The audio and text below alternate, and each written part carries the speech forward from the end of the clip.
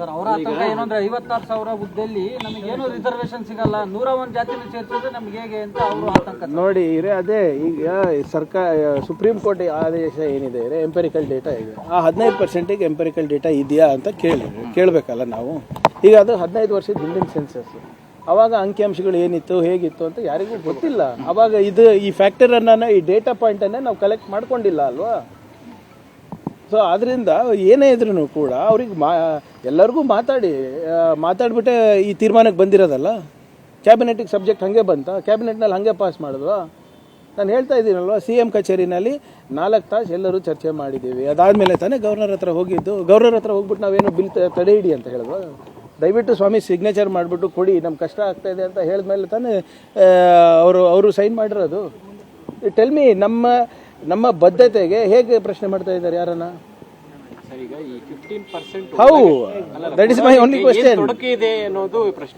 ನೋಡಿದ್ರೆ ಅದೇ ಕೇಳ್ತಾ ಇರೋದಲ್ಲ. ಈಗ ಈಗ already everything is challenged. 6 case ಇದೆ ಸ್ವಾಮಿ, 6 ರಿಟ್ ಪೆಟಿಷನ್ಸ್ ಇದೆ. ಅದನ್ನ ಒಂದಕ್ಕೊಂದು ನೀವು ಹೊತ್ಕೊಂಡು ಹೋದ್ರೆ ನಮ್ಮ ಮಕ್ಕಳ ಭವಿಷ್ಯ ಹೇಗೆ ಕಟ್ಟೋದು ನಾವು? ಬರೇ ಒಂದು ಸಮಾಜದಲ್ಲ, ಎಲ್ಲರದು ಜವಾಬ್ದಾರಿ ಅಲ್ಲ ನಮ್ಮದು. ಹೌದು, ಹೆಚ್ಚು ನಮ್ಮ ಸಮಾಜದ ಮೇಲೆ ಇರಬೇಕು. ಯಾಕಂದರೆ ನಮ್ಮ ಸಮಾಜಗಳು ಏನೋ ವಂಚಿತರಾಗಿದ್ದಾರೆ. ಸಮಾಜದ ಏನು ಈ ವ್ಯವಸ್ಥೆಯಲ್ಲಿ ಅಡಿಪಾಯಿನಲ್ಲೂ ಇಲ್ಲ.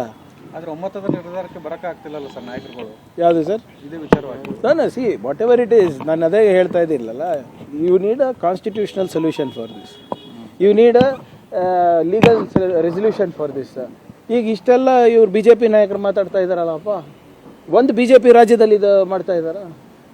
ಒಂದು BJP ರಾಜ್ಯದಲ್ಲಿ ಈಗ ಕೊಂಡಾಡ್ತಾರಲ್ಲಪ್ಪ. ಇವ್ರು ಹೇಳ್ತಾರಲ್ಲ, ಇಡೀ ಭಾರತದಲ್ಲಿ ಬರೀ 2 ರಾಜ್ಯದಲ್ಲಿ ಮಾತ್ರ ಕಾಂಗ್ರೆಸ್ಸು, 3 ರಾಜ್ಯದಲ್ಲಿ ಮಾತ್ರ ಕಾಂಗ್ರೆಸ್ಸು, ಮಿಕ್ಕಿದೆಲ್ಲ ಕಡೆ BJP ಇದೀವಿ ಅಂತ ಎದೆ ತಟ್ಟು ಹೇಳ್ತಾರಲ್ಲ.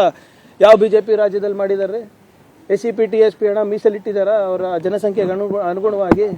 ಒಂದು ರಾಜ್ಯದಲ್ಲಿ ತೋರಿಸ್ಬಿಡಿ, BJP ರಾಜ್ಯದಲ್ಲಿ ಇಂಟರ್ನಲ್ ರಿಸರ್ವೇಷನ್ ಅದು ಮಾಡಿದಾರ ಅಲ್ಲಿ ಯಾಕೆ ಆಗ್ತಾ ಇಲ್ಲ ಈ ಸಮಸ್ಯೆಗಳು?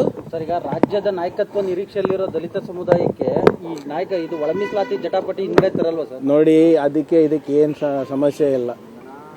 ದಲಿತ ನಾಯಕತ್ವಕ್ಕೆ ಯಾವುದೇ ರೀತಿಯಾದಂಥ ಹಿನ್ನಡೆ ಇಲ್ಲ. ನಮ್ಮ ಲೀಡರ್ ಪರಮೇಶ್ವರ್ ಅವರು ಇದ್ದಾರೆ, ಮುನಿಯಪ್ಪ ಸಾಹೇಬರು ಇದ್ದಾರೆ, ಮಹದೇವಪ್ಪ ಸಾಹೇಬರು ಇದ್ದಾರೆ.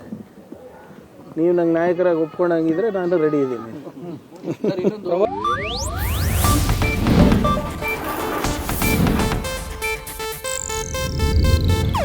ಇದು ಏಷ್ಯಾನೆಟ್ ನ್ಯೂಸ್ ನೆಟ್ವರ್ಕ್ ಪ್ರಸ್ತುತಿ.